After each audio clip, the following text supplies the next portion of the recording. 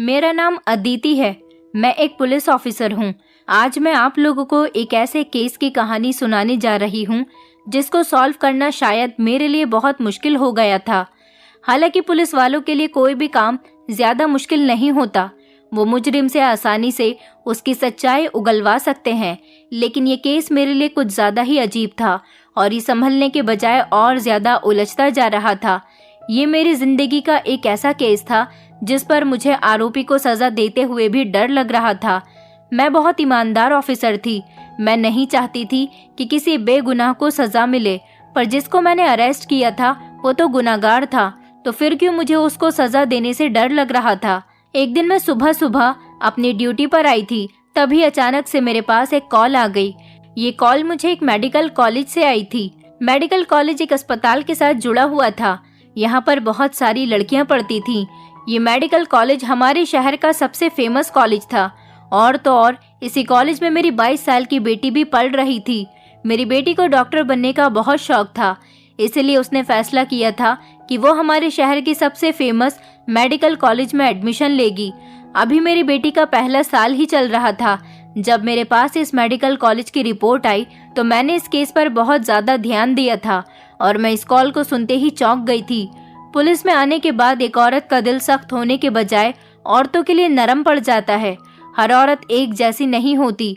बहुत सी औरतें ऐसी होती हैं जो दूसरी औरत और लड़कियों की तकलीफ को अच्छी तरह से समझती हैं।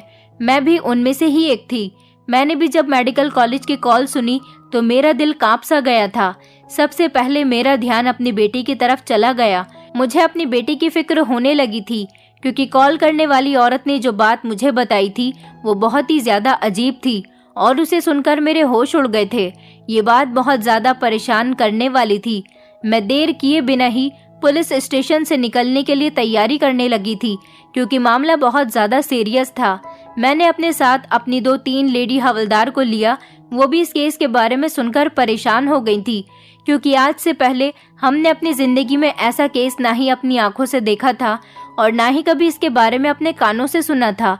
ये केस सच में चौंका देने वाला था। एक ही मेडिकल कॉलेज की 70 लड़कियों के साथ एक बहुत बड़ा हादसा हो गया था और हादसे की डिटेल ऐसी थी कि मैं अभी आपको बता नहीं सकती। आगे चलकर डिटेल में सारी बात बताऊंगी। फिलहाल इस वक्त में बहुत जल्दी पुलिस स्टेशन से निकली। मेरे साथ मेरी 3 लेडी हवलदार भी मौजूद थीं। वो मुझसे कहने लगी, मैडम, आज तक हमने ऐसा केस ना तो देखा है और ना ही सुना है। कहीं ये मेडिकल कॉलेज वाले झूठ तो नहीं बोल रहे। आजकल ऐसी वारदातें भी आई हुई हैं जिसमें लोग एक दूसरे पर इल्जाम लगाते हैं। मैंने अपनी लेडी कांस्टेबल पारुल से कहा, मगर पारुल, वो लोग इल्जाम किस पर लगाएंगे? उन्होंने तो बात ही अजीबोगरीब बताई है और उनके मुताबिक इस सारे हादसे का जिम्मेदार कोई मर्द या औरत नहीं है, बल्कि मेडिकल कॉलेज में होने वाला एक एक्सपेरिमेंट इसका जिम्मेदार है। तो फिर तुम लोग कैसे इल्जाम की बात कर सकती हो? ये सुनकर वो लोग खामोश हो गई थी, क्योंकि उनको भी समझ नहीं आ रहा था कि असल में क्या हुआ है। माँ होने की हैसियत से मेरे दिल में बार बार बस अपनी बेटी का ही ख्याल आ रहा था।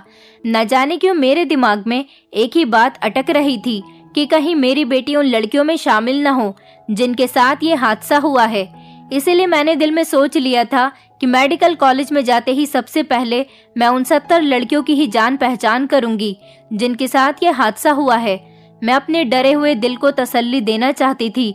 तभी मेरी एक कांस्टेबल मुझसे कहने लगी कि उन लड़कियों के बारे में हमें कैसे पता चलेगा कि उनके साथ इस तरह का कोई हादसा भी हुआ है या नहीं, क्योंकि हम में से कोई डॉक्टर भी तो नहीं था। बात तो उसकी 100% सही थी, लेकिन मैंने इस केस में मदद लेने के लिए डॉक्टर आरुषि को भी कॉल कर दी थी, जो कि एक बहुत अच्छी गायनोकोलॉजिस्ट थी। सोचा अगर जरूरत पड़ी तो मैं उन्हें मेडिकल कॉलेज में बुला लूंगी। मगर जैसे ही हम कॉलेज में पहुंचे तो हमें एक अजीबोगरीब नज़ारा देखने को मिला था। कॉलेज के बाहर ही काफी सारी लड़कियों के पेरेंट्स बैठे हुए थे। सभी के चेहरों पर हवाइयां उड़ रही थी और उनके चेहरों से साफ डर नजर आ रहा था। ऐसा लगता था जैसे उनकी उम्र भर की जमा पूंजी लुट गई हो। मुझे उनके उदास चेहरों को देखकर आइडिया हो रहा था कि ये मामला कितना ज्यादा संगीन है। इसलिए मैंने कॉलेज के प्रिंसिपल से कहा कि मुझे फौरन ही उन लड़कियों से मिलवाया जाए जिनके साथ ये हादसा हुआ है। कॉलेज के प्रिंसिपल ने मुझे एक बड़े से हॉल में ले जाकर उन लड़कियों से मिलवाया था जिनके साथ ये हादसा हुआ था। वो सभी कम उम्र की लड़कियां थीं और सारी ही लड़कियों की उम्र 25 से 30 के बीच थी। मेरे दिमाग में तो यही था कि सारी ही लड़कियां इस हादसे के बाद परेशान होंगी, मगर उनके चेहरों को देखकर तो मुझे ऐसा लग रहा था कि जैसे इस जुर्म में ये लोग भी मिली हुई हैं और इन्हें जैसे कोई अफसोस ही न हो, जबकि लड़कियों के माता पिता के चेहरे कुछ और ही बता रहे थे। जाहिर सी बात है, कोई भी माता पिता अपनी औलाद का दुख नहीं देख सकते। मैंने लड़कियों से बातचीत करना शुरू कर दी थी, उनके नाम पते लिए थे और उनकी हर एक बात के बारे में उनसे पूछने की कोशिश की थी। फिर मैंने उन सबसे पूछा ये सब कुछ कैसे हुआ। तभी उनमें से एक लड़की आगे आई और उसमें बड़ा ही जबरदस्त जवाब दिया था। उस लड़की के बातचीत के अंदाज में कॉन्फिडेंस कूट कूट कर भरा हुआ था। वो कहने लगी, मैडम, आपको यहाँ पर कोई भी ये नहीं बताएगा कि इस हादसे का जिम्मेदार कौन है और हम 70 लड़कियों की जिंदगी किसने बर्बाद की है, लेकिन कोई तो हम सबका जिम्मेदार है। कॉलेज की प्रिंसिपल आपसे पूरी बात छुपा रही है। आप अपने हिसाब से ही इन लोगों से पूछताछ करें। मैं इस कॉलेज की एक स्टूडेंट होने के नाते ज्यादा बातें आपको नहीं बता सकती, पर ये सब कुछ बेवजह तो नहीं हुआ। इसके पीछे कोई तो है। आप खुद समझदार हो और आप भी तो शादीशुदा होंगी। आप खुद बताओ कि क्या ऐसा मुमकिन है कि लैब के एक एक्सपेरिमेंट से इतनी सारी लड़कियां माँ बनने वाली हैं। आपको इस बारे में पता करना चाहिए और ड्यूटी के तहत अपने काम को अच्छी तरह से करना चाहिए और अपनी जिम्मेदारियों को अच्छी तरह से निभाना चाहिए। वो लड़की और उसकी बातें मुझे बड़ी ही अजीब लग रही थी। बाकी की सारी लड़कियां तो खामोश खड़ी हुई थी, लेकिन इतनी बात मुझे सिर्फ उस अकेली ही लड़की ने बताई थी। मुझे इस लड़की की सारी बातें अपने दिल पर लग गई थी। मैं समझ गई थी कि कॉलेज वाले ये सब नाटक कर रहे हैं। आखिर मैं पुलिस ऑफिसर थी। पुलिस वालों को लोग बेवकूफ समझते हैं और अपनी बातों में लेने की कोशिश करते हैं। मुझे पता था कि इसके पीछे कोई ना कोई वजह तो जरूर होगी और कोई ना कोई मुजरिम भी जरूर होगा। मैंने सोचा कि मैं इस केस को अपने तरीके से हैंडल करने की कोशिश करूंगी कि आखिर इन लड़कियों का असल मुजरिम कौन है, क्योंकि कॉलेज वाले खुद तो कुछ नहीं बता सकते थे। ये कॉलेज बहुत बड़ा था और यहाँ पर लाखों के हिसाब से लड़कियां पढ़ रही थी और यहाँ का स्टाफ भी बहुत बड़ा था। आखिर हम किस किस से पूछताछ कर सकते थे? मेरा तो दिमाग ही घूम रहा था। स्टाफ वाले तो कभी भी अपने कॉलेज की बदनामी नहीं चाहेंगे और ना ही वो इस बात को अपने मुंह से कबूल कर सकेंगे कि असल मुजरिम कौन है। तभी किसी ने मुझसे कहा कि मुझे सबसे पहले इस मामले में इस कॉलेज के प्रिंसिपल डॉक्टर भारती से बात करनी चाहिए। मैं उनके ऑफिस में गई और मैंने उनसे कहा कि ये सब क्या मामला है, मगर वो तो इतनी नकचड़ी औरत थी कि मेरे सवालों का ठीक से जवाब ही नहीं दे रही थी। वो मुझे बहुत हल्के में ले रही थी। लेकिन जब मैंने उन्हें बताया कि ये केस बहुत ज़्यादा सीरियस है, आप नहीं जानती कि मैं भी एक पुलिस ऑफिसर हूँ और अपना काम मैं अच्छे तरीके से करना जानती हूँ। कोई अगर प्यार से मुझे मेरी इन्फॉर्मेशन दे देता है तो ठीक है, वरना मैं गुस्से से भी उससे अपना काम निकलवाना जानती हूँ। मेरी बात सुनकर वो थोड़ा नरम पड़ी थी। तब जाकर उसने मुझे थोड़ी बहुत बातें बताने की कोशिश की थी। उसने यही बताया कि मैं इस मामले में ज्यादा नहीं पढ़ती। मैं काफी दिनों से आउट ऑफ कंट्री गई हुई थी और वैसे भी आजकल की लड़कियां खुद भी कुछ कम नहीं है। मैडम, आप खुद दिमाग लगाकर सोचो कि एक आदमी भला 70 लड़कियों के साथ ऐसा कैसे कर सकता है? वो सब की सब अंधी थी क्या? आप खुद भी तो अपना दिमाग लगा सकती हो। इसकी बारीकी को समझो। भला एक इंसान कैसे 70 लड़कियों के साथ इतनी जबरदस्ती कर सकता है? ये सारी की सारी लड़कियां झूठ बोल रही हैं और इन्होंने खुद ही कुछ किया होगा। इनको शर्म नहीं आती इस कॉलेज की बदनामी करते हुए। इन लड़कियों की वजह से मेरे कॉलेज की बहुत बदनामी हो रही है। पता नहीं आजकल की जवान जनरेशन को क्या हो गया है। ये बूढ़ी औरत तो बहुत ज्यादा बातें कर रही थी, जबकि ये सारी लड़कियां कुछ और कह रही थी। मेरा दिमाग तो काफी उलझता चला जा रहा था। समझ नहीं आ रहा था कि इनमें से असल मुजरिम कौन है। वो 70 लड़कियां जो माँ बनने वाली थी, या फिर कॉलेज की प्रिंसिपल जो इस मामले में कोई भी जिम्मेदारी एक्सेप्ट करने से इनकार कर रही थी। मैंने सोच लिया था कि मैं कॉलेज के एक एक इंसान से बात करूंगी। चौकीदार, सिक्योरिटी गार्ड, सफाई कर्मचारी, यहाँ तक कि टीचर्स, स्टूडेंट्स, हर एक से सच उगलवाने की पूरी कोशिश करूंगी। कहीं ना कहीं तो कोई ना कोई सच उगल ही देगा। किसी न किसी की जबान से तो वो बात निकल ही जाएगी जो मुझे सच्चाई तक लेकर जाएगी। मैंने कॉलेज की इंक्वायरी करना शुरू कर दिया था। लड़कियों के अलावा मैं सारी टीचर्स से मिली। बाकी भी जो लड़कियां थी जो डॉक्टर बनने के लिए यहाँ पर पढ़ाई कर रही थी या प्रैक्टिस करती थी, उन सभी से मैंने मुलाकात की थी और इस बारे में पूछने की काफ़ी कोशिश की थी, लेकिन सारी ही लड़कियों ने मुझे इस मामले में कुछ भी नहीं बताया था, क्योंकि उनका कहना यही था कि हमें इस बारे में कुछ नहीं पता। लेकिन बाहर बैठी इन 70 लड़कियों के माता पिता इस बात की गवाही दे रहे थे कि ये बात इतनी भी हल्की नहीं है जितने कॉलेज के बाकी के लोग इसको हल्के में ले रहे थे। आखिर इस हादसे के पीछे कोई वजह तो जरूर थी। इस सारे मामले में मुझे लगा कि जैसे सफाई करने वाली एक औरत जिसका नाम शांति था, वो मुझसे कोई बात करना चाह रही थी। उसका अंदाज बता रहा था कि वो कोई बात करने के लिए बेचैन है। मैंने उसे अपने पास बुलाया और कहा, बोलो क्या बात है? ऐसा लगता है कि तुम मुझसे कुछ कहना चाहती हो। तुम्हें डरने की कोई जरूरत नहीं है, डरो नहीं, आराम से बताओ कि क्या बात है। वो थर थर कांपने लगी थी। कहने लगी, मैडम आप मुझसे अकेले में बात करो तो मैं आपको सारी सच्चाई बता दूंगी। मैं बहुत गरीब औरत हूँ। अगर यहाँ किसी को पता चल गया कि मैंने ही यहाँ की कोई भी खबर पुलिस को बताई है तो ये लोग मुझे नौकरी से निकाल देंगे। वैसे भी मुझे नौकरी के लाले पड़े हुए हैं। मेरे छोटे छोटे बच्चे हैं, उन लोगों का गुजारा कैसे होगा? मगर सच और हक की बात करने से मुझे कोई नहीं रोक सकता। अगर आप मुझे अपने साथ कहीं और ले चलो तो मैं आपको सारी बात बताने के लिए तैयार हूँ। इस औरत की बात सुनकर मुझे खुशी हुई थी और दिल में तसल्ली भी हो गई थी। मैं इस औरत को लेकर पास में बने हुए एक रेस्टोरेंट में चली गई थी ताकि वहां पर बैठकर मैं उससे तसल्ली से बात कर सकूं। ये बात किसी को पता नहीं थी कि कॉलेज की नौकरानी मुझे कुछ बताने वाली है। वैसे भी दोपहर के 3 बज गए थे। कॉलेज का छुट्टी का टाइम हो गया था। मैंने उन लोगों को कहा था कि इस मामले की तफ्तीश जारी है। 2 दिन के बाद मैं इस कॉलेज की दोबारा से इंक्वायरी करने के लिए आऊंगी। शांति को लेकर मैं रेस्टोरेंट में चली गई।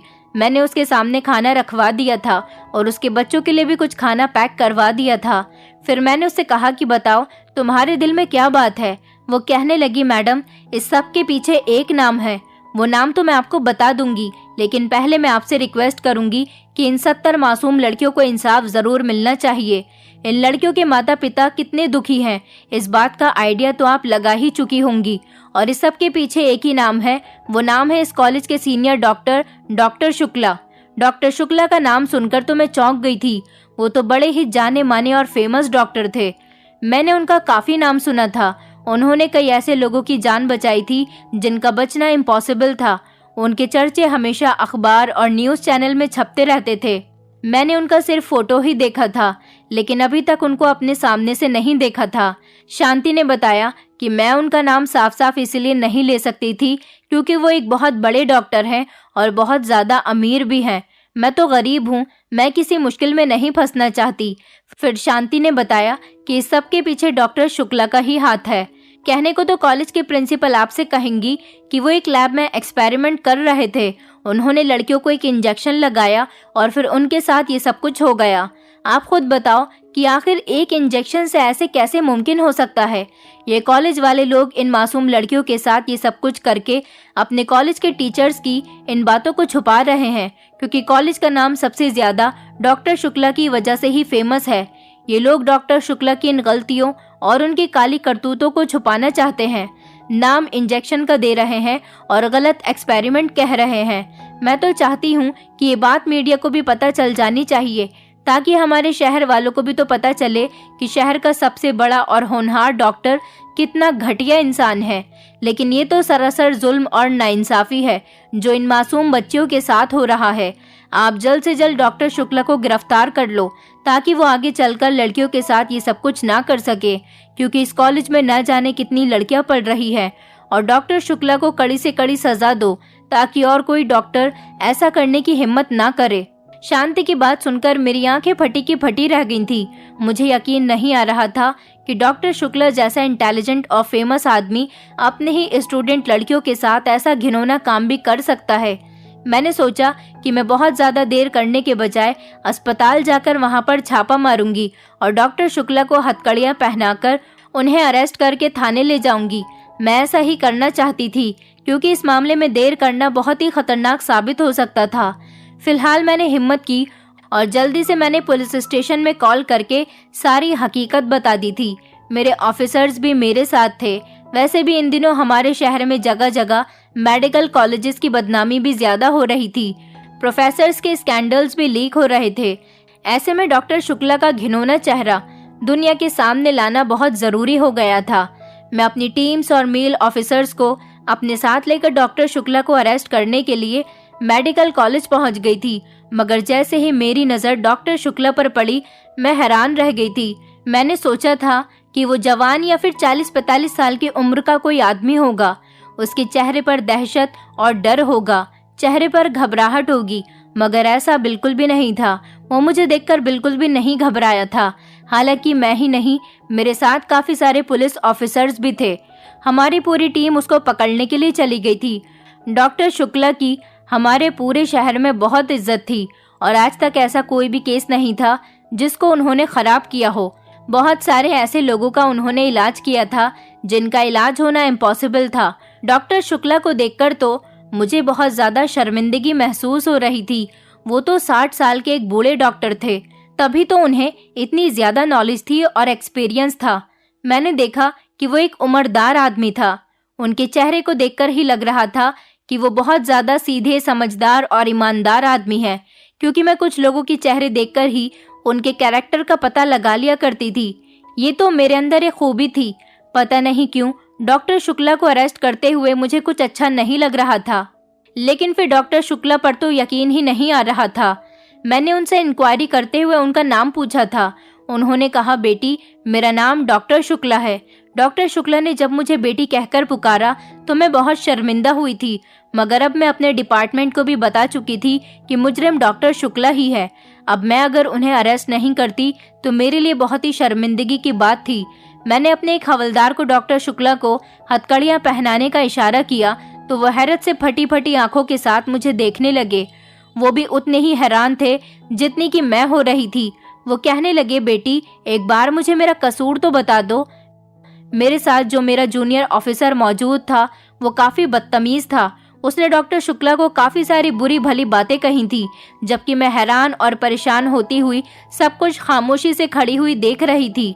डॉक्टर शुक्ला के चेहरे से ऐसा लग रहा था जैसे वो कुछ जानते ही नहीं हैं। हालांकि बहुत से आरोपी ऐसे होते हैं जो पुलिस के सामने ऐसा बनने की एक्टिंग करते हैं जैसे उन्होंने कुछ किया ही नहीं, पर डॉक्टर शुक्ला के अंदर तो मुझे एक अजीब सी ही बात नजर आ रही थी। पता नहीं क्यों मैं उन्हें अरेस्ट करते हुए बहुत कंफ्यूज हो रही थी। मेरी समझ से सब कुछ बाहर हो चुका था। इतनी देर में मैंने कुछ लेडी डॉक्टर को भी वहां पर बुला लिया था। उनसे भी पूछा था कि क्या इस मामले में डॉक्टर शुक्ला का हाथ है, तो उन्होंने भी यही बताया कि जी मैडम, ये एक्सपेरिमेंट तो डॉक्टर शुक्ला का ही था, मगर इसमें उनका कितना हाथ है ये हम कुछ नहीं कह सकते, क्योंकि डॉक्टर शुक्ला तो अजीब अजीब तरह के एक्सपेरिमेंट्स करते रहते हैं। कुछ एक्सपेरिमेंट्स वो अपने लिए करते हैं तो कुछ स्टूडेंट्स को सिखाने के लिए करते हैं, ताकि हमारे कॉलेज का नाम फेमस हो सके और हमारे पास ज़्यादा से ज़्यादा पेशेंट्स इलाज करवाने के लिए आ सके। उनकी उम्र भी ज़्यादा हो गई है, लेकिन वो ऐसे एक्सपेरिमेंट्स करने से बाज नहीं आते।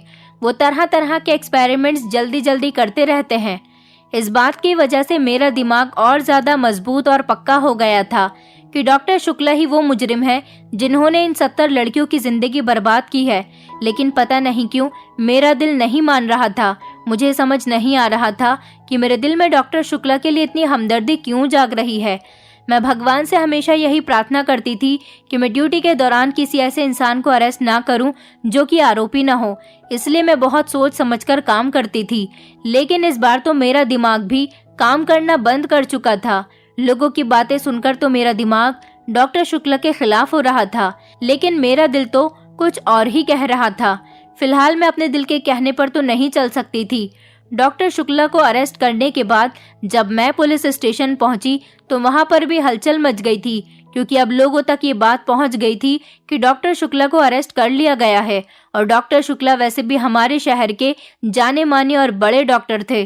पुलिस स्टेशन के लोग भी काफ़ी हैरान थे कि इतने बड़े डॉक्टर को यहाँ पर कैसे लाया गया। मैंने अपने दिल के अंदर की बात को समझते हुए डॉक्टर शुक्ला को एक VIP कमरा दे दिया था। ऐसे इंसान के बारे में सुन के सच मानो तो आपकी भी नज़रें झुक जाएं और दिल भी पिघल जाए। मैंने उन्हें अरेस्ट करने के बाद लॉकअप में डाल तो दिया था, लेकिन अब मुझे इस केस की इंक्वायरी को जल्द से जल्द पूरा करना था, क्योंकि अगर ये इंसान बेकसूर था तो मैं इन्हें यहाँ रखकर खुद को गुनाहगार नहीं करना चाहती थी। मैंने सोच लिया था कि मैं डॉक्टर शुक्ला के साथ साथ अस्पताल के लोगों पर भी नज़र रखूंगी, देखूंगी कि इनमें से सच्चा कौन है और झूठा कौन है, क्योंकि अभी तक तो कुछ समझ नहीं आ रहा था और ना ही कोई ऐसा सबूत मिल सकता था जो कि हमें किसी अंजाम तक पहुंचा सके। मैं उन्हें इस उम्र में आकर परेशानी नहीं देना चाहती थी।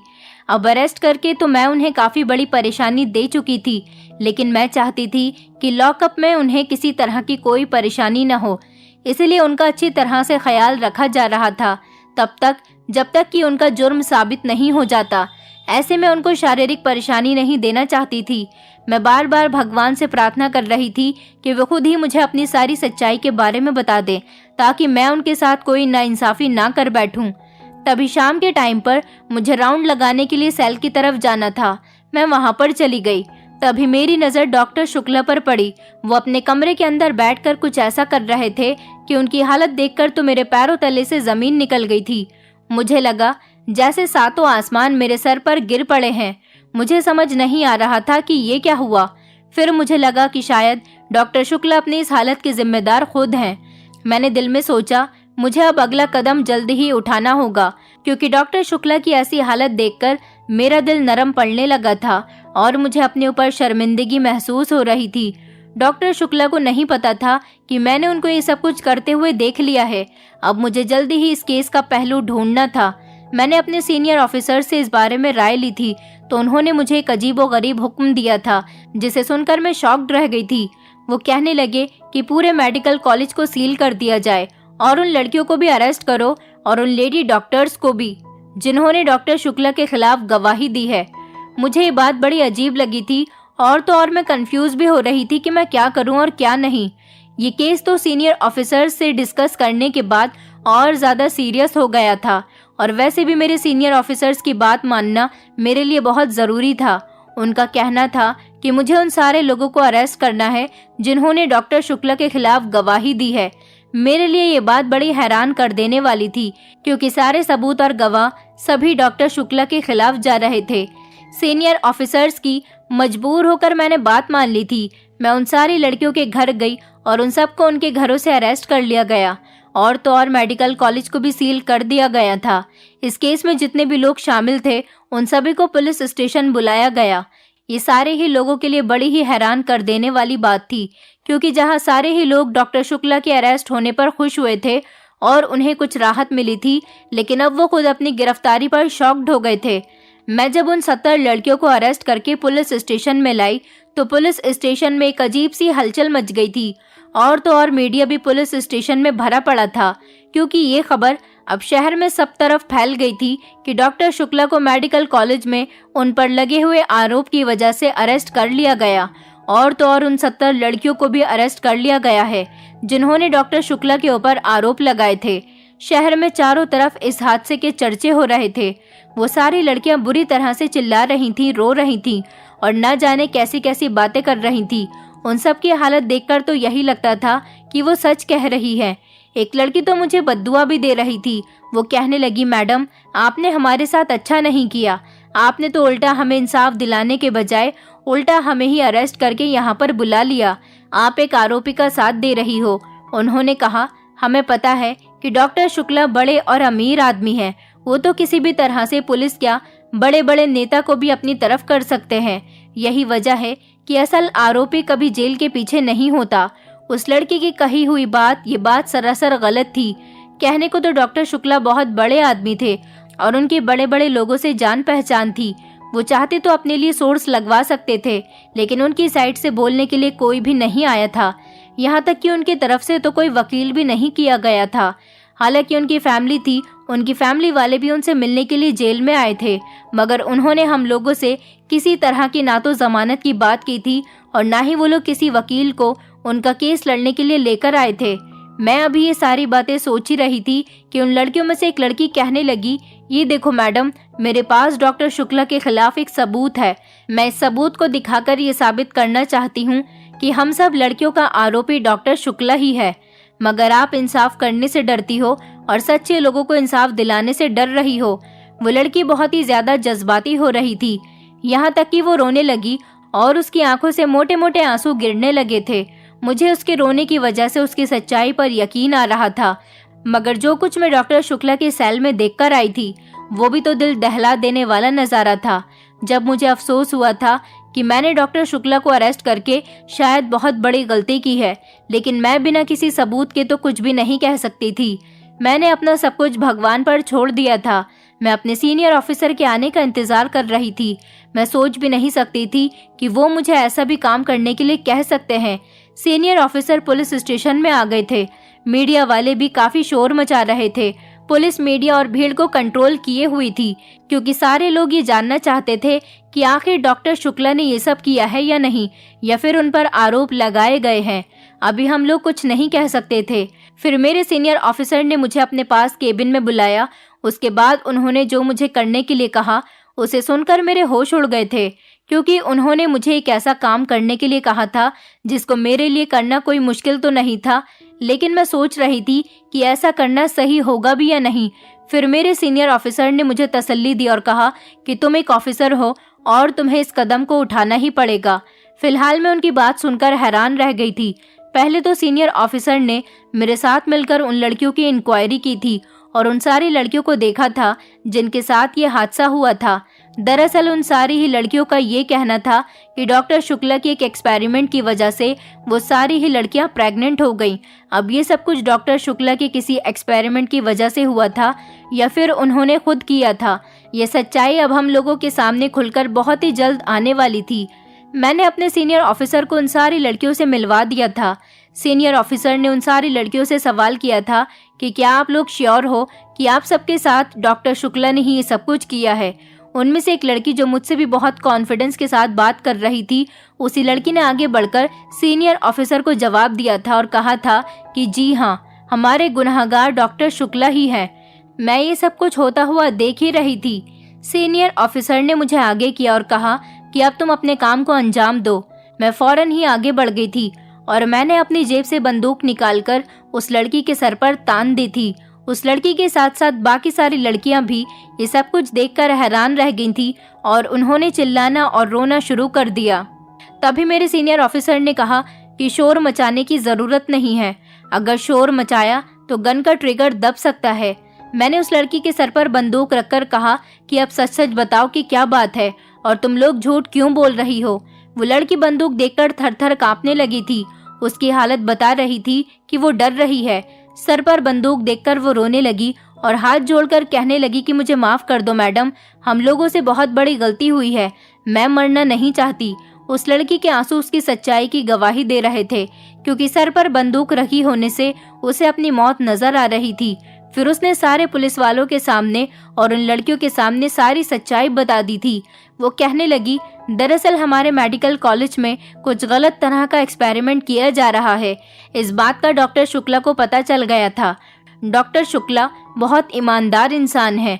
हम लोगों ने डॉक्टर शुक्ला पर गलत इल्जाम लगाया था। उन सभी लड़कियों ने झूठी रिपोर्ट बना ली थी, क्योंकि वो खुद भी तो मेडिकल कॉलेज की डॉक्टर्स थीं। इसलिए पूरे प्रूफ के साथ वो लोग हमें ये बात बता रही थी कि वो सारी की सारी प्रेग्नेंट हैं। पूरा अस्पताल डॉक्टर शुक्ला के खिलाफ इसलिए था क्योंकि डॉक्टर शुक्ला गलत दवाइयां नहीं बनाते और ना ही गलत एक्सपेरिमेंट करते हैं। ये बात अस्पताल के हर इंसान को बुरी लग रही थी और जो लोग गलत काम करके कमा रहे थे उनको कई बार डॉक्टर शुक्ला वार्निंग दे चुके थे कि वो ये काम इस मेडिकल कॉलेज में ना करें, वरना उनको यहाँ से निकलवा दिया जा सकता है। इसी वजह से सब लोगों को डॉक्टर शुक्ला खटकने लगे थे। सारे ही लोगों ने प्लान बनाया कि डॉक्टर शुक्ला को इस अस्पताल से उन पर कोई इल्जाम लगाकर निकलवा दिया जाए, ताकि आगे चलकर वो उन लोगों की रुकावट ना बन सके। सारी लड़कियों को मरने का डर हो गया था और अब तो उन लोगों ने जो सच्चाई हमारे सामने खोलकर रख दी थी, उससे तो उन लोगों को सजा होनी ही थी। मुझे सेल की वो बात याद आ गई थी जब डॉक्टर शुक्ला रात के टाइम पर अपने सेल में बैठे हुए हाथ जोड़कर ऊपर की तरफ देखकर फूट फूट कर रो रहे थे और भगवान से प्रार्थना कर रहे थे कि मेरी इस पर कोई गलती नहीं है। मैं जब राउंड पर गई थी तो मैंने उनकी ये सारी प्रार्थना सुन ली थी। वो रोते हुए भगवान से कह रहे थे कि इज्जत देने वाला तू है, ये लोग मेरा कुछ नहीं बिगाड़ सकते जब तक तू मेरे साथ है। डॉक्टर शुक्ला की ये सारी बातें सुनने के बाद मेरा दिल दहल गया था। मैं किसी अच्छे और भले इंसान के साथ नाइंसाफी नहीं करना चाहती थी और अब तो नतीजा हमारे सामने भी आ गया था। उसके मुताबिक डॉक्टर शुक्ला बेकसूर थे। इन सभी लड़कियों ने बड़ी ही प्लानिंग के साथ अस्पताल के कुछ ऐसे डॉक्टर्स के साथ मिलकर, जो कि गलत दवाइयां बना रहे थे और गलत एक्सपेरिमेंट्स कर रहे थे, डॉक्टर शुक्ला पर गलत इल्जाम लगाया था और इसके लिए अपने माता पिता की इज्जत भी नीलाम कर दी थी। ये बात झूठ थी, अफवाह थी, लेकिन जिस जिस जगह ये बात फैल गई थी कि इस मेडिकल कॉलेज की लड़कियों के साथ यह हादसा हुआ है, उनके माता पिता पर क्या बीती होगी। इन सारी लड़कियों को तो सजा हो गई थी, सभी को 2-2 साल कैद की सजा दी गई थी। डॉक्टर शुक्ला बहुत ईमानदार आदमी थे, इसलिए उन्हें भगवान पर भरोसा था। उन्होंने अपने लिए कोई वकील नहीं किया था। उन्हें पता था कि हमेशा सच्चाई की ही जीत होती है।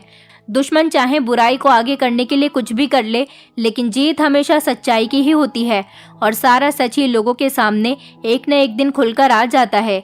इसलिए उन्होंने सब्र किया था और वो अपने भगवान के भरोसे रहे थे। पूरा पुलिस स्टाफ डॉक्टर शुक्ला की इस गिरफ्तारी पर बहुत ही शर्मिंदा था और सबसे ज्यादा शर्मिंदा तो मैं थी। लेकिन डॉक्टर शुक्ला ने मुझे तसल्ली दी और कहा कि तुम अपना काम कर रही थी, तुम्हें हमेशा अपना काम ईमानदारी से करना होगा। हम सब लोगों ने डॉक्टर शुक्ला को बहुत ही इज्जत के साथ जेल से रिहा किया था और पूरे अस्पताल को सील कर दिया गया था। उन लड़कियों के माता पिता को अपनी बेटियों पर बहुत अफसोस हो रहा था, क्योंकि जो लड़कियां अपने माता पिता के सपनों को पूरा करने के लिए मेडिकल कॉलेज में पढ़ाई कर रही थी, उन लोगों ने उनके सपने को पूरा नहीं किया था, बल्कि उनकी इज्जत को नीलाम करके रख दिया था। पता नहीं लोग झूठ बोलने के लिए क्या कुछ नहीं कर गुजरते। वो खुद गलत होते हैं तो सामने वाले को भी गलत ही साबित करना चाहते हैं। मुझे मेरे सीनियर ऑफिसर ने केबिन में बुलाकर समझाया था कि अगर तुम्हें इस केस को सुलझाना है तो फिर तुम्हें एक कदम उठाना पड़ेगा। मैं अपने सीनियर ऑफिसर की बात सुनकर हैरान रह गई थी जब उन्होंने मुझे बताया कि उन लड़कियों के ऊपर डायरेक्ट बंदूक तान दो और उनसे पूछो कि क्या बात है। डर की वजह से वो लोग खुद ही सच उगल देंगी। अगर ये बात सच होगी तो बता देंगी और अगर झूठ होगी तो झूठ भी बता देंगी, क्योंकि कोई भी इंसान जिसके सामने मौत खड़ी होती है, अगर वो सच्चा होता है तो सच्चाई बता ही देता है और अगर झूठा होता है तो झूठ भी उगल देता है। यही वजह थी कि उन लड़कियों ने अपनी मौत सामने देखकर जल्द ही सारी सच्चाई बता दी थी और हम इस केस को सुलझा पाए थे और एक बेगुनाह सजा पाने से बच गया था। दोस्तों, उम्मीद करती हूँ आपको हमारी कहानी पसंद आई होगी। कहानी पसंद आई है तो वीडियो को लाइक करें, चैनल पर नए हैं तो चैनल को सब्सक्राइब करें और हाँ, नोटिफिकेशन बेल को जरूर दबाएं ताकि अगली अपडेट सबसे पहले आपको मिले।